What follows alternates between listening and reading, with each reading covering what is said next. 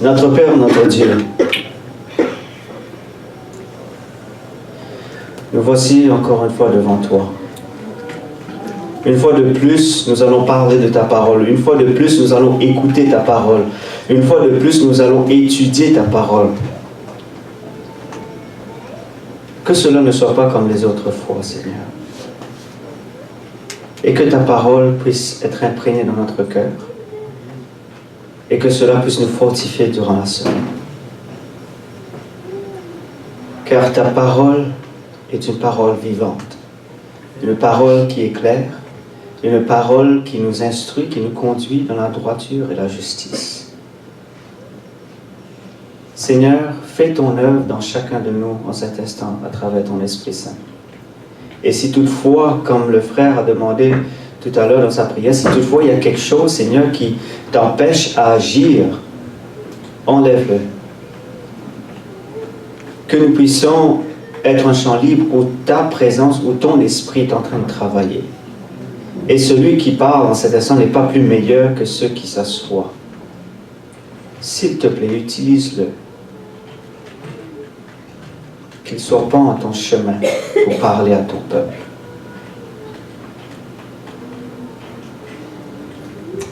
Dirige ce moment au nom de Jésus. Amen. Amen. Je sais que, comme le frère a dit, c'est pas la première fois que je viens et je sais que vous êtes en train de prier pour moi, n'est-ce pas? Amen. Amen. On se rappelle toujours de ça, hein? Donc je sais que vous allez prier pour moi. Nous allons ouvrir la Bible dans Matthieu le chapitre 10. Matthieu le chapitre 10. Le texte qu'on a lu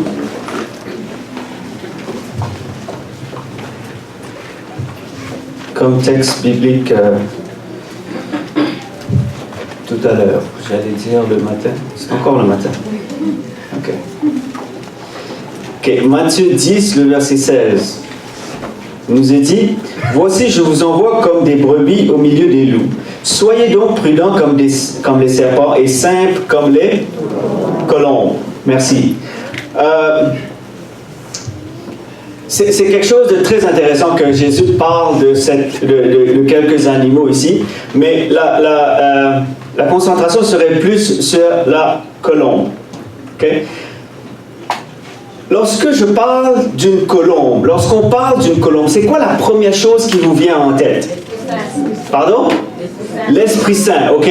Donc ça c'est quelque chose de très important qui est vraiment un langage biblique que quand on parle d'une colombe, on fait toujours référence à l'Esprit Saint, ok? L'Esprit Saint qui descend sur Jésus alors son baptême. Mais autre chose, qu'est-ce que cela représente ici aujourd'hui? Pardon? La paix et puis la pureté, la douceur. Donc il y a plusieurs caractéristiques qu'on peut attribuer à une colombe, n'est-ce pas? Donc la colombe, je ne vais pas vous faire une étude d'oiseaux avec vous, mais les recherches, d'après les recherches, ils sont de la même famille que les pigeons, ok? La même famille. Donc lorsqu'on regarde une colombe, c'est trois. J'aimerais juste m'arrêter sur trois choses qu'une colombe a comme caractéristique. La première chose, nous avons dit, ça représente la paix, n'est-ce pas?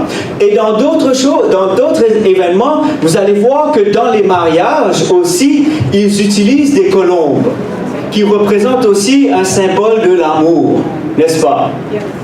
Et troisième chose, c'est que des fois, une colombe, si on met ensemble la famille de pigeons, c'est aussi un messager. Ok? Donc, on a comme l'exemple, vous avez dit l'exemple du Saint-Esprit, mais dans l'ancien temps, il n'y avait pas WhatsApp, Messenger, ou Skype, ou texto. C'est vrai? Bienvenue en 2019. Ok.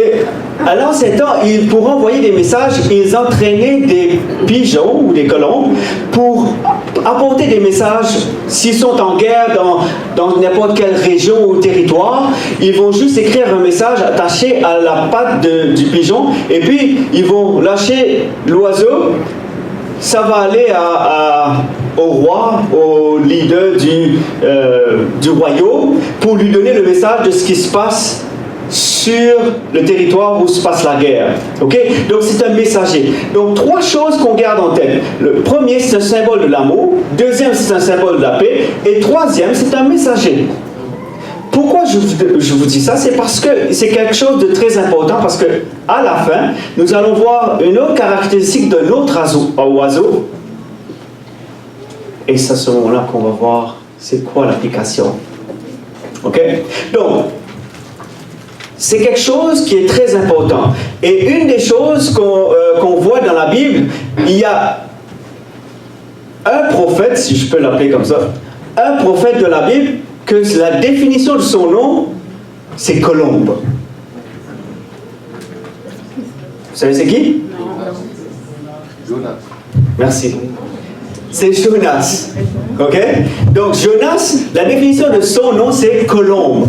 Maintenant, laissez-moi vous donner un petit résumé de ce qui se passe dans la vie de Jonas et qu'est-ce qui se passe aussi au temps de Jonas. Au temps de Jonas, vous savez bien l'histoire que Jonas devait aller prêcher à une ville qui s'appelle Ninive, n'est-ce pas? Ninive, à l'époque, était la capitale des Assyriens. Donc c'était une nation assez forte et la capitale, la ville de Ninive, était aussi grand qu'il devait prendre 3 jours pour traverser la ville. Donc essayez d'imaginer 3 jours de marche, ok? Donc, au cas où, en voiture, c'est plus rapide. Donc. Je voulais juste préciser, attention que la question se pose encore avant. Ok? Donc, 3 jours de marche. Et lorsque vous lisez Jonas, le chapitre 3, vous allez voir que ça donne une description que la ville, ça prend 3 jours de marche pour essayer de finir la ville au complet. Donc, la ville de Ninive faisait partie de la nation assyrienne. Donc, Dieu demande à Jonas d'aller là-bas. Qu'est-ce qui se passe à l'époque à Ninive? C'était une ville qui était remplie de crimes, remplie de toutes sortes d'iniquités, toutes sortes de problèmes ou toutes sortes de méchanceté qui existaient à cette époque et arrivaient à la ville, dans cette ville. Donc, lorsqu'on étudie plus davantage, l'esprit de prophétie nous dit que malgré que la ville était aussi dégradée dans leur état d'esprit, comme la Bible lui dit, en anglais c'est wickedness, mais en français ça dit sa méchanceté est montée jusqu'à moi. Donc la méchanceté de la ville était montée jusqu'à Dieu, c'est-à-dire que c'était quelque chose de grave qui se passait dans cette ville à cette époque. Mais l'esprit de prophétie nous dit que même s'il y avait ce genre de méchanceté, toutes sortes de crimes qui se passaient, mais il y avait encore des gens qui recherchaient une vie meilleure en étant dans cette ville. Et si seulement l'opportunité leur avait accordé, ils changeraient de direction. On est toujours ensemble, n'est-ce pas? Donc on a la ville Ninive, on a un peuple qui est en train de faire toutes sortes de choses qui est contraire à la loi de Dieu, qui est rempli de méchanceté. Et voilà que Dieu voit dans cette ville, il y a des gens qui veulent vraiment être sauvés. Et si l'opportunité leur est donnée, ils vont se tourner vers Dieu. Ils vont donner leur cœur à Dieu. Et pour que Dieu puisse les atteindre, qu'est-ce que Dieu fait? Il envoie une colombe. N'est-ce pas? Il envoie un messager. Un messager qui va donner un message de paix, d'amour, et aussi un message de repentance, de revenir à Dieu. N'est-ce pas? Donc, lorsque on lit Jonas le chapitre 1, Jonas le chapitre 1,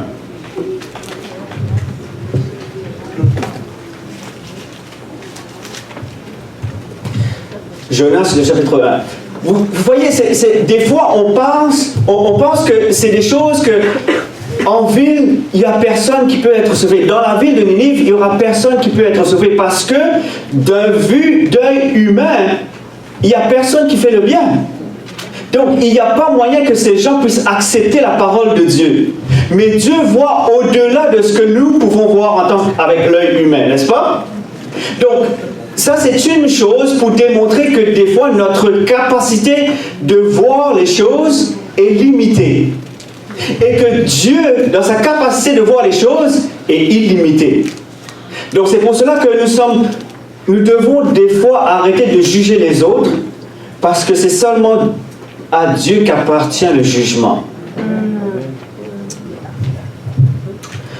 Ok? Donc la première chose qu'on se pose la question, pourquoi une telle histoire dans la Bible? Un prophète était supposé d'obéir à Dieu, n'est-ce pas? Un prophète était supposé de faire ce que Dieu lui a demandé de faire.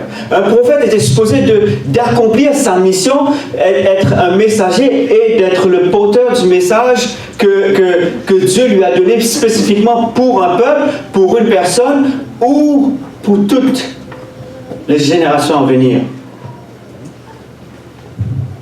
La seule raison que je peux voir là-dedans, c'est que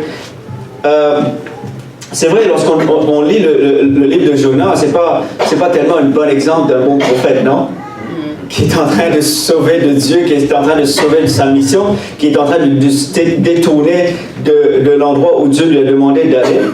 Mais la seule raison que je vois dans ce passage, dans cette histoire d'être dans la Bible, c'est parce que Dieu ne cache rien par rapport à ce que nous sommes. Nous pouvons être un prophète, nous pouvons être un pasteur, un ancien ou un simple membre d'église. Tout le monde passe clairement devant Dieu. Il n'y a pas de cacher parce que c'est mon prophète, je vais cacher ce qu'il a fait. C'est pas parce que c'est mon enfant, je vais juste cacher. Des fois, les parents, on essaie de cacher ce que nos enfants font de mal. Mais Dieu n'est pas un Dieu comme nous qui va cacher ce que les autres font, ce que nous faisons. Même si nous sommes des prophètes, un prédicateur laïque, ou si nous sommes un fidèle serviteur de Dieu. Si nous avons péché, nous avons péché. Si nous avons commis une erreur, nous avons commis une erreur. Et Dieu va appeler péché par son nom, va appeler péché. Il ne va pas dire, oh, c'est parce que tu es mon enfant, je vais excuser ça. Donc, Dieu ne garde pas un groupe de quelques personnes cachées dans la révélation de sa parole. Donc, Jonas le chapitre 1. Jonas le chapitre 1. Et il dit, le verset 1, « La parole de l'Éternel fut adressée à Jonas, fils d'Amittai, en ces mots. Lève-toi, va à Ninive, la grande ville, et crie contre elle, car sa méchanceté est montée jusqu'à moi. Et Jonas se leva pour s'enfuir à Tarsis, loin de la face de l'Éternel. Il descendit à Jaffo, et il trouva un navire qui allait à Tarsis. Il paya le prix du transport et s'embarqua pour aller avec les passagers à Tarsis. Tarsis, c'est ça? Oui. Loin de la face de l'Éternel. Amen? Amen. Ok. C'est juste ces trois versets nous donnent nous donnent envie plus à lire le livre, n'est-ce pas? Parce qu'on veut savoir qu'est-ce qui se passe après. On entend la parole, il entend la parole de Dieu, il entend le message qu'il doit donner à Ninive, et puis qu'est-ce qu'il fait? Il fait contrairement à ce que Dieu lui a demandé. Il part quelque part d'autre. Ok? Donc, la chose qu'on va essayer de comprendre ici, c'est que qu'est-ce que Dieu est en train de faire ici? Il parle à Jonas, il lui donne un message clair, et puis Jonas fait totalement ce qui est contraire à ce que Dieu lui a demandé. N'est-ce pas? Est-ce que vous auriez aimé que Dieu vous parle clairement? Vous donne des directives clairement? Oui? Non? Oui. Sûr? Pas sûr? Non. Écoutez ceci. Dieu est capable de parler clairement, comme il a parlé avec Jonas. Et il parle avec Jonas, et la seule chose qui se passe, c'est que Jonas se tourne et fait contrairement à ce qu'il a demandé, ce que Dieu a demandé de faire. C'est parce que le problème, des fois, ce qui se passe, c'est que lorsque Dieu nous parle clairement, on n'aime pas ce qu'il dit. Et c'est pour cela qu'on ne fait pas exactement ce que Dieu nous demande. Parce que ce que Dieu m'a dit n'est pas en accord avec ce que je voulais faire. Et des fois, c'est plus facile de dire, Seigneur, voici ce qui se passe, c'est que, tu sais, si tu réponds à ma prière comme ça, c'est correct. Si tu réponds à ma prière comme ça, j'aurai un peu de la difficulté à faire des choses. On veut que Dieu réponde et nous parle dans la façon dont qu'on veut qu'il nous parle. Et on ne veut pas que Dieu nous parle de la façon dont lui, il veut qu'il nous parle. Et c'est pour cela que Jonas s'est retourné, il est parti. Parce que d'après certains érudits de la parole, étudiants de la parole, qui a étudié l'histoire, ils disent que aussi le peuple assyrien était un peuple qui était souvent en guerre avec le peuple d'Israël, n'est-ce pas? Vous allez voir la plupart du temps dans la Bible qu'ils étaient toujours en guerre contre Israël, ou bien ils prenaient Israël comme captif, ou bien ils utilisaient juste Israël cultivé, et puis eux ils venaient juste prendre ce qu'ils ont récolté, ils partent. Donc c'était ça le genre de peuple qu'ils étaient. Plus pire encore, mais il semblerait, par rapport à l'histoire de Ninive et de Jonas, il semblerait que les Assyriens étaient aussi un peuple qui avait attaqué son peuple à lui. Donc ce qui se passe, c'est que pourquoi j'irais parler à un peuple qui vient tout juste de m'attaquer? Pourquoi j'irais appeler à la repentance un peuple qui est toujours en train d'être en guerre avec moi? La seule chose que je peux penser, si je me sauve, ils vont mourir. Parce que Dieu va faire descendre le feu ou les fléaux, ou bien va juste détruire la ville. N'est-ce pas? Donc le fait d'écouter la parole de Dieu, Dieu dit, va et prêche la parole et dis à Ninive que sa méchanceté est montée vers moi. Il est comme, non, ça c'est pas, oublie ça.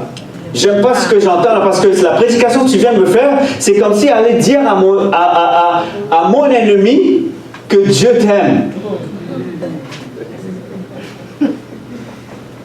Vous n'avez pas compris, hein? Parce que des fois, on veut juste faire des choses que Dieu, que je veux faire. Mais lorsque Dieu dit, va voir ton ennemi et réconcilie-toi avec lui, c'est comme, non.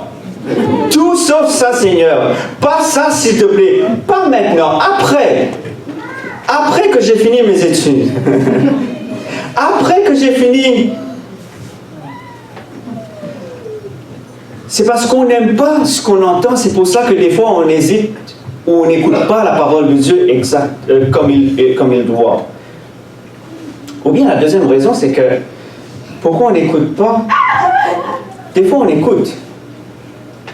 Ou bien on prétend d'écouter. Mais des fois, on écoute juste à moitié. En anglais, on dit eat the melon, speak the seed. Manger le melon d'eau. Jeter les graines. Cracher les graines. Non. Spit. Cracher les graines. Ok? Donc, on prend ce qu'on veut, ce qu'on aime, et on rejette ce qu'on ne veut pas. Et là, on se demande, mais Seigneur, pourquoi je suis juste à moitié béni? Mais parce que tu as juste écouté la moitié. Vous savez, lorsque Noé, j'allais dire Noah, c'est la même personne, mais c'est juste traduction.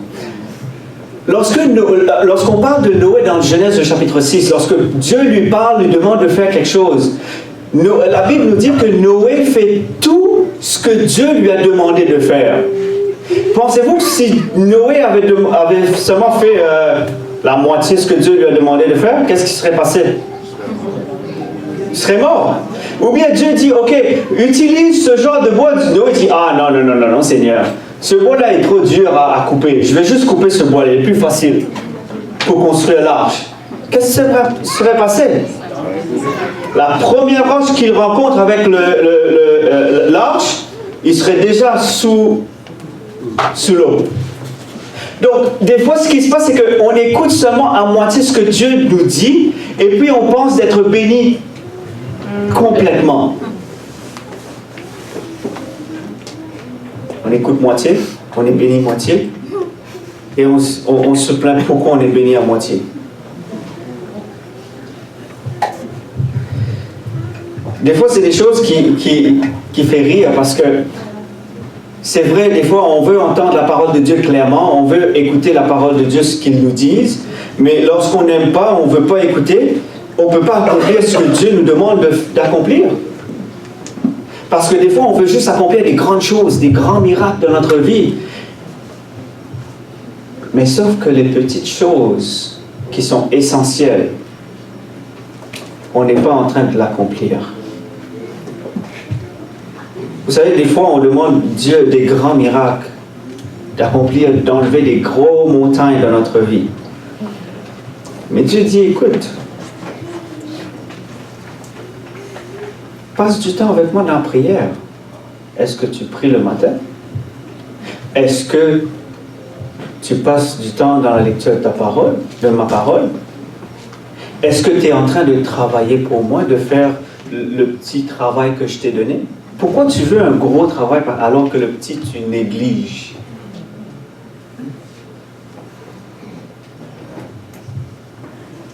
Vous savez, des fois, il y a des choses qui se passent comme ça, c'est que on est des chrétiens tellement emballés à faire des grandes choses, et lorsqu'on ne peut pas les accomplir, on se demande pourquoi. Tout simplement, c'est parce que toutes les petites choses qu'on pratique nous permettent d'atteindre grandes choses. Si on néglige les petites, on ne peut pas atteindre là. Pour avoir une bonne relation ou une grande foi, ça commence avec des petites expériences. Et puis on monte, on monte, on monte.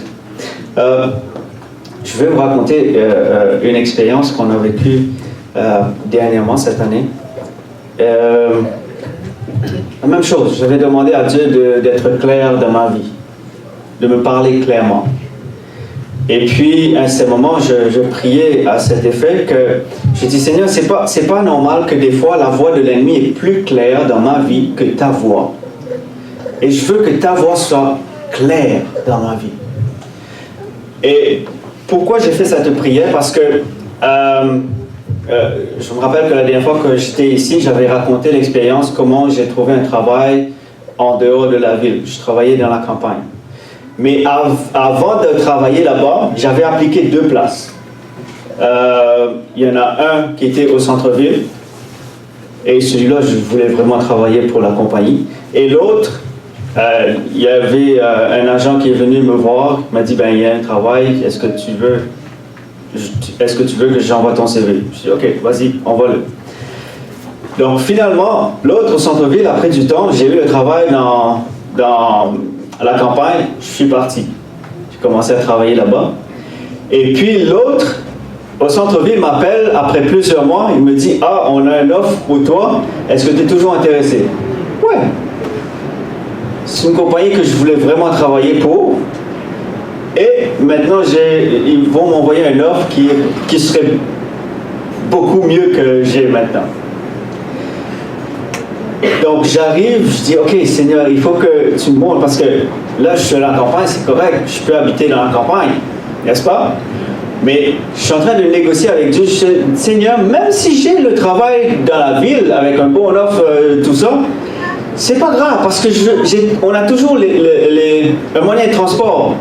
Je peux prendre le train pour arriver au centre-ville à l'heure, et dans le train, je peux lire un livre.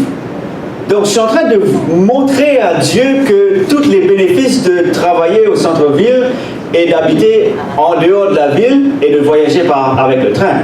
On fait toujours ça, n'est-ce pas? Mais ça n'arrive jamais comme on l'avait dit au Seigneur. Donc, dans cette décision, je voulais vraiment que Dieu me montre ce qu'il faut faire. Donc, on est allé au camp Jaffa. Et puis, à Jaffa, je dis, Seigneur, je vais à Jaffa, je veux vraiment que tu me parles.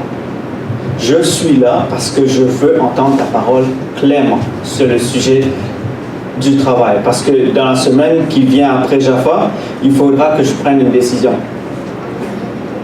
Donc, j'arrive à Jaffa, là, on commence le jeudi, le vendredi, il y a des séminaires. Donc, mon épouse avait mis mon nom dans un des séminaires. Je dis, OK, je vais y aller. Mais je suis allé un peu plus tard. La session avait déjà commencé. Et puis, moi, j'étais dans la cuisine et puis j'arrivais dans la session. J'étais en retard. Je dis, en allant, je devais traverser un couloir. Je dis, Seigneur, je veux seulement que tu me parles clairement.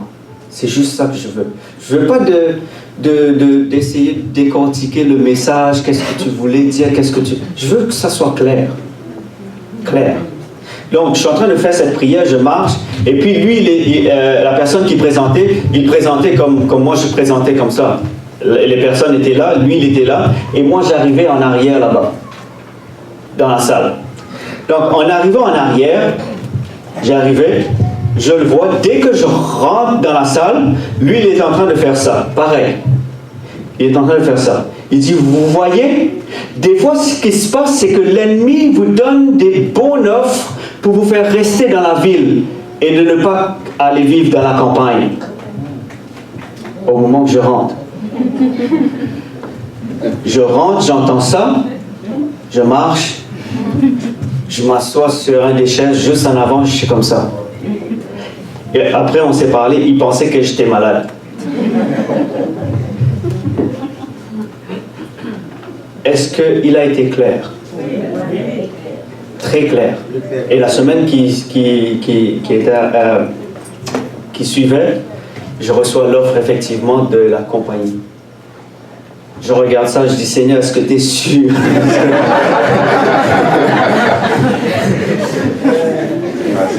Est-ce que tu es vraiment sûr? Ok, donc, ce que je fais des fois je négocie pas. Il dit que venons et plaidons, ok? Donc, je suis en train de plaider mon cas avec Dieu. Est-ce que tu es sûr? Il n'y a pas d'autres choses qui se cachent derrière là? Mais après une journée, 2 journées après, parce que j'avais le temps de répondre, j'ai décliné l'offre. Je dis, Seigneur, tout est entre tes mains. Mais je vous dis, chers amis, après ça, j'ai été vraiment béni. Amen. Par la décision que Dieu m'a aidé de prendre. Je ne l'ai pas fait par moi-même, ça c'est sûr. Parce que c'était une compagnie que je voulais vraiment travailler pour. Difficile à rentrer. Lorsqu'on entre, le Seigneur dit, ah non, tu ne vas pas là-bas. Il dit, ok Seigneur, je veux faire ce que tu me demandes, mais il faut que tu m'aides là. Vous voyez, Dieu peut être clair. Mais lorsqu'il est clair dans notre vie, qu'est-ce qu'on fait avec? Est-ce qu'on va écouter, on va suivre, ou bien on va juste dire, Seigneur, tu sais, j'ai pas le temps de t'écouter maintenant, je dois voir ce que ma carrière me réserve. Parce que ça concernait ma carrière aussi. Seigneur, j'ai pas le temps maintenant parce que j'ai pas encore l'âge de... Je dois finir mes études. Mais je vais t'écouter après. Mais le problème, c'est que, chers amis, lorsqu'on prend du temps à écouter, il y a d'autres personnes qui sont en train de mourir comme à Ninive. Peut-être que ces personnes attendent seulement une parole. Peut-être que ces personnes attendent seulement quelque chose. Seulement votre présence, seulement votre amitié, seulement votre joie de vivre. Seulement le fait de savoir que vous connaissez Dieu, c'est juste ça qu'ils ont besoin de savoir, de savoir pour qu'ils tournent vers Dieu. Amen. Mais malheureusement, on est en train de dire, Seigneur, attends. En disant, Seigneur, attends, d'autres personnes sont en train de mourir. D'autres peuples sont en train de mourir. Alors que Jonas était supposé être une colombe, un symbole de l'amour de Dieu, un symbole de la paix que Dieu voulait apporter entre lui et le peuple à travers la repentance, Jonas n'a pas accompli sa mission en tant qu'une colombe.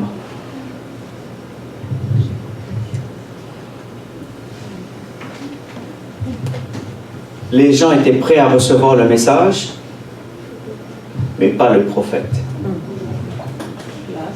Des fois, c'est très... Comment je vais dire ça? Paradoxal.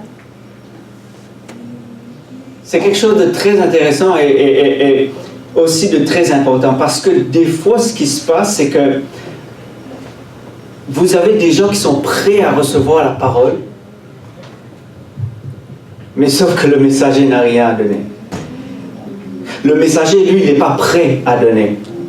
Ou bien c'est un messager sans message. Il abandonne sa mission. Il abandonne à sauver des gens. Et le problème, chers amis, c'est que lorsqu'il regarde dans sa propre vie, peut-être que Jonas dit, ben, pourquoi j'irai vers ce peuple aussi méchant?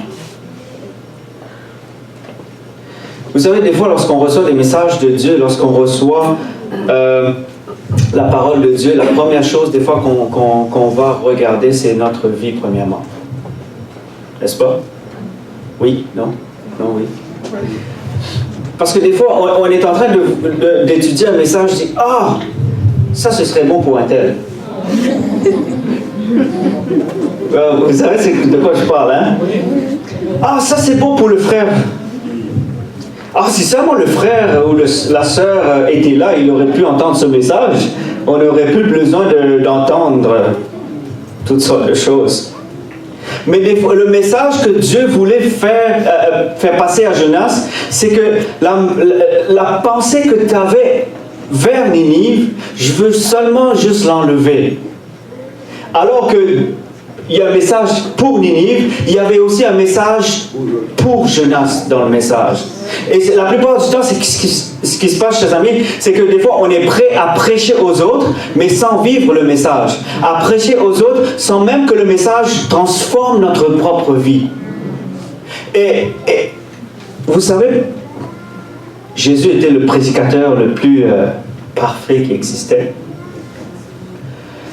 Mais il y a une des choses que l'esprit de prophétie dit, lorsque Jésus parlait, il parlait de cœur à cœur. Et ça, c'est quelque chose que j'ai vraiment réfléchi là-dessus. Je dis, comment on peut parler de cœur à cœur? C'est lorsqu'on a compris le message, lorsqu'on a dit, Seigneur, ok, moi aussi j'ai besoin de ce même message. C'est à ce moment-là qu'on peut le partager avec d'autres et qu'on peut comment je vais dire ça? On peut connecter avec d'autres personnes. Parce que nos expériences, des fois, reflètent l'expérience d'autres personnes. Lorsqu'on parle des erreurs, des fautes, on est connecté à cela et les gens peuvent se connecter avec.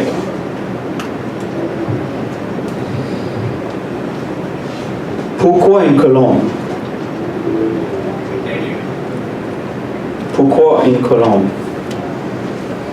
Alors que Dieu veut envoyer une colombe, Matthieu, le chapitre 10, encore une fois.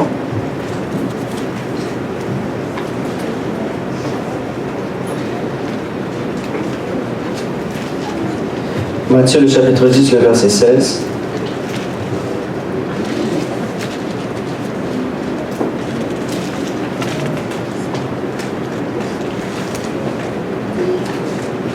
Voici, je vous envoie comme des brebis au milieu des loups. Soyez donc prudents comme les serpents et simples comme les colombes. Laissez-moi vous demander quelque chose. Je vous ai dit qu'on va parler d'un autre animal. Lorsqu'on parle d'un corbeau, vous savez c'est quoi un corbeau, hein? Il y en a plein ici à Montréal et dans la campagne aussi, il y en a plein. Lorsqu'on parle d'un corbeau, qu'est-ce qui vous vient la première chose en tête? La mort, et puis mauvais esprit, ok, c'est attribué à des choses spiritisme des fois que les gens utilisent pour toutes sortes de choses. Ok, il y a une chose que j'ai remarqué, il y a trois caractéristiques. Comme pour la colombe, on avait vu que c'était un symbole de l'amour, un symbole de la paix, et puis c'est un messager, n'est-ce pas? lorsqu'on parle d'un corbeau, la première chose qu'on voit, c'est que des fois, c'est un symbole de la mort. OK? La première chose, c'est un symbole de la mort. Deuxième, c'est un symbole de malchance. Plusieurs personnes représentent le corbeau, c'est comme quelque chose de malchanceux, quelque chose de maléfique ou c'est pas bon. OK? Et troisième chose, ça c'est comment on dit, c'est une réalité, c'est un fact. C'est que le corbeau, il a une mémoire intéressante. Ce qui se passe, c'est que s'il y a un corbeau qui est mort, ça c'est une chose. S'il y en a un parmi le groupe qui est mort, vous allez voir tout le groupe qui va venir, qui va regarder le corps. Ceux qui étudient les animaux.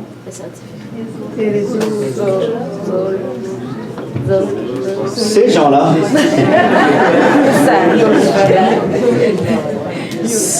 gens-là, ils disent que le corbeau, ce qu'ils sont en train de faire, c'est pas juste pour... ils ne sont pas là pour faire les funérailles de leur ami. Ils sont en train d'analyser pourquoi et comment il est mort, pour éviter qu'ils fassent la même erreur. Ça, c'est une chose. Deuxième, ils ont étudié, ils ont fait l'expérience avec les corbeaux, que les corbeaux ont une mémoire extraordinaire. C'est-à-dire que si j'ai une face qui fait toujours du mal au corbeau ou bien lance des roches, ils vont se souvenir de ce visage. Et à chaque fois que je viens dans les parages, c'est soit qu'ils vont m'attaquer ou bien ils vont faire des choses pour montrer que je ne suis pas le bienvenu. Et ça va à l'inverse aussi. Si tu fais des choses bien, ils vont savoir aussi. Ils ont même remarqué avec l'étude que même si la génération avec qui vous avez fait du mal au corbeau, même si cette génération est partie, la deuxième génération le savent déjà.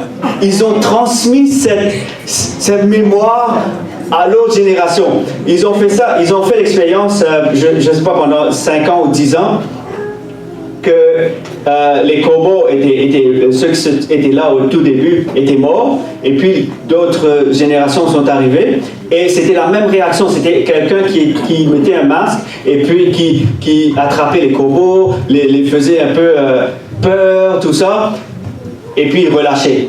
Donc ce qui veut dire qu'ils voient le visage, masque qu'il y a là-dessus, c'était un symbole de peur pour eux.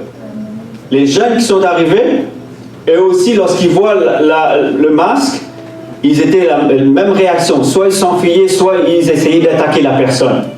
Donc ils avaient une mémoire très, très, très forte. J'ai vu ça tellement intéressant. Je me suis dit, ça c'est vraiment bon ça. Mais vous voyez ici, c'est ce que je suis en train de faire. Pourquoi le symbole d'une colombe et puis à la fin on termine avec un symbole de corbeau? C'est parce que ici, lorsqu'on étudie le corbeau, vous voyez, c'est un symbole de mort, c'est un symbole de malchanceux. Et puis c'est un oiseau qui aussi garde en mémoire de toutes ces choses qui soient bien ou qui soient mal. Lorsqu'on regarde l'histoire de Jonas dans les 4 chapitres qui existent, lorsque vous lisez l'histoire, vous voyez qu'il est appelé comme une colombe, mais la question est, est-ce qu'il représentait l'amour de Dieu au milieu de Ninive? Non. Est-ce qu'il représentait la paix que Dieu voulait apporter à Ninive? Est-ce qu'il était le messager? En partie. On parle pas je ne vais pas parler du message parce que c'est juste 7 mots. Son message est juste 7 mots pour dire dans 40 jours, Ninive est détruite. C'est tout. Est-ce que c'était une belle prédication? Non, il n'y avait pas la grâce de Dieu. C'était juste un message, pas juste d'avertissement, un message de mort. Parce que vous allez détruire dans 40 jours. Est-ce qu'il y a moyen d'être sauvé? Il n'a pas dit. Il n'a pas dit qu'il y a moyen d'être sauvé. Donc, au lieu d'être une colombe, il arrive dans la ville de Ninive et il est un symbole. Lorsque les personnes le regardent maintenant, disent « Oh, oups, c'est Jonas. Un symbole de malheur qui arrive. Oh, Jonas avec un message de mort parce que dans 40 jours on est fait. C'est fini. La personne de Jonas, si je prends l'histoire que je vous ai dit au tout début, que peut-être que les Assyriens ont attaqué Israël et attaqué aussi le peuple de Jonas, que c'est pour cela que lui il garde dans sa mémoire qu'à cause ce peuple nous a attaqués, je ne veux plus faire rien. Je ne fais rien pour eux. Je ne veux pas les sauver parce qu'ils ont fait du mal à mon peuple. Pourquoi les pas laisser mourir?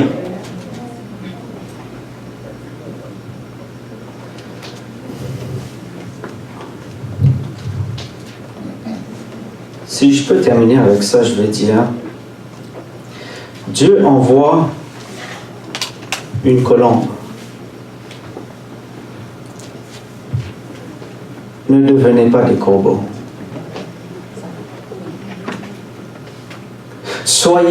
Restez une colombe. Soyez des colombes dans la vie des personnes.